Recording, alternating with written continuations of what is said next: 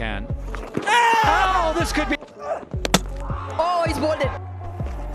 Oh, brain fade. বাংলাদেশের bowling এর কাছে পানি ঘাটছে পাকিস্তানি ব্যাটাররা, একাই 100 করে বাংলাদেশিরা। দর্শক, বিস্তারিত জানতে ভিডিওটি না টেনে সম্পূর্ণ দেখতে থাকুন।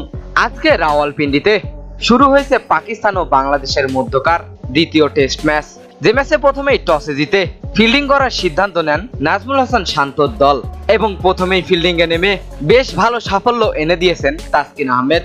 ম্যাচের প্রথম ওভারেই এনে দিয়েছেন 1 উইকেট। এরপর মেহেদী হাসান মিরাজের জোড়া আঘাত, তাতেই ভেঙে পড়েছে পাকিস্তানের মেরুদণ্ড। আবারও তাসকিনের আঘাত এবং তাসকিনের আঘাতের পর 30 ওভারে 84 রান তুলে নিয়েছিল 4 উইকেট। এরপরের আঘাত হানে সাকিব আল হাসান, তুলে নেন বাবর আজমকে। এলপি বোল্ডের ফাঁদে ফেলান ডানহাতি ব্যাটসম্যান বাবর আজমকে। বাংলাদেশের বোলিং অসাধারণ, মনে হয় এক একজন বাংলাদেশি বোলার একাই 100 করে। তো দর্শক, আপনাদের কি মনে হয় আজকের ম্যাচে পাকিস্তান কত রান করতে পারবে? কি মনে হয় আপনাদের? জানিয়ে দিন এ বিষয়ে আপনাদের গুরুত্বপূর্ণ মতামত আমাদের ভিডিওর কমেন্ট বক্সে। এতক্ষণ আমাদের সঙ্গে থাকার জন্য অসংখ্য ধন্যবাদ।